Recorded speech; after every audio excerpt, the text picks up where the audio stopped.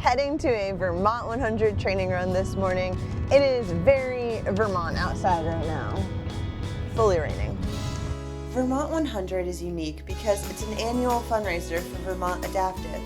Today's training run brought together Team Run to Empower fundraisers, adaptive athletes, and race director Amy Rusiecki, all coming together before race day to experience the course. I'm racing the 100 for the first time this year, so honestly, this feels like a really cool way to experience what the event is actually about beyond just the running part.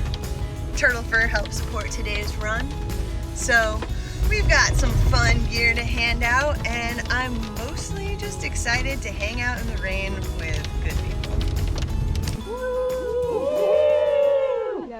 So I'm Amy, I'm the race director of Vermont 100. Yay! I don't know. I know. How long have you been race directing Vermont 100? About a decade now. So yeah, which also means I got to be at the helm during some tough years because we had COVID, and then there was also the year that this entire area was devastated by floods. So it has been a couple of challenging years. And it seems like you've guided quite a few athletes out here too. I have. It's I'll say on like race day, it's one of my favorite things that like the whole rest of the day I am a race director. Yep, so we're flat and then we're about to go down here. So the whole rest of the day, you know, I'm thanking volunteers and giving runners high fives and, you know, managing crises. But at the start of every single race, I get to, for a handful of hours, I get to go out and support a visually impaired athlete off the starting line. So it's been a lot of fun. What a cool way to spend the race as a race director too. Like that to just be out there. Yeah. And kind of let it settle in that it's on. And right. Well, I remember the year you told me, you were like, you know, I'm like, you sure you can guide me at the beginning? And you're like, if anything goes wrong in the first 15 miles, like, I didn't do my job. Right. I was going to say, like at that point, like we're just fucked in general. So, you know. So, Kyle. Oh, hey, how are you? Hey, how are you? Have you ran Vermont 100 before? I have. I've done it a few times. Oh, yeah. The 100 miler once or twice, and the 100K a couple times. Sweet. I mean, part of it was health and fitness, and part of it is the joy of being outside, and I ski a lot, so it was something fun to do outside in the non-ski years. And then you kind of get sucked into the cult-like community that's ultra running. Okay. We kind of got the idea to create a athletes with disabilities division for Vermont 100.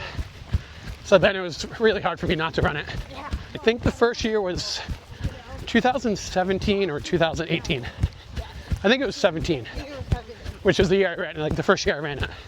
So it was great. It was full circle to be able to, you know, benefit as a program participant, skiing with Vermont Adaptive and benefiting from the ski guides in that community to then participate in a race that not only raises such significant amount of funding for Vermont Adaptive, but also one that really embraced athletes like myself. You have a guide the entire time you're running the race? So for trail runs like Vermont, in an ideal world, it's 15 to 20 miles is the ideal max, just because it's a lot talking, and it's a lot on your, you know, people are fit to run longer, but there's just a lot to guide on trails.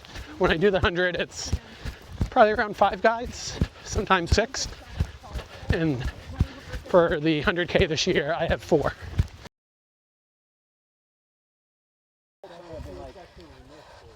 Is this part of the race, Danforth?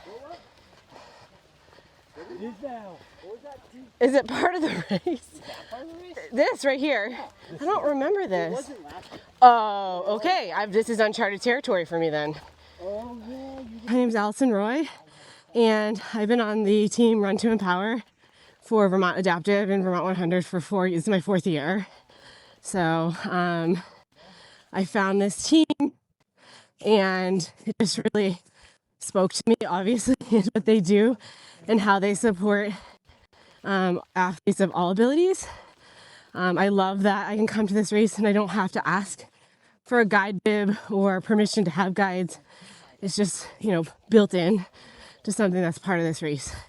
Even like the beginning of this run today, I don't know if you heard, it was noticeable to me. The ground changed a little bit and my feet were scuffing. No one else's were, because it was like my eyes didn't pick up on that depth change. And so like I had to pick up my feet higher and I didn't know. So yeah, I was diagnosed in 2020 after years of like, what's going on, basically. And so slow decompensation since then. So can't read anymore. I can't drive at night. Yeah, just certain things need a little bit of help with. So you have a guide with you? Yes, the whole time. So I have 7 guides for the 100 miles that will jump in and out. And because they work pretty hard, so I need them to be pretty fresh because they're calling constantly. So Amy, race director Amy, has guided me for the past couple of years. So she'll do that for the first 15 again. And then she jumps out and has to do like, race directing things. So, and then, yeah, people filtering in, which is really nice. I was really hesitant to put the blind bib on. I had never done it at a race before until Vermont 3 years ago. So that's pretty, for me, this race is pretty special.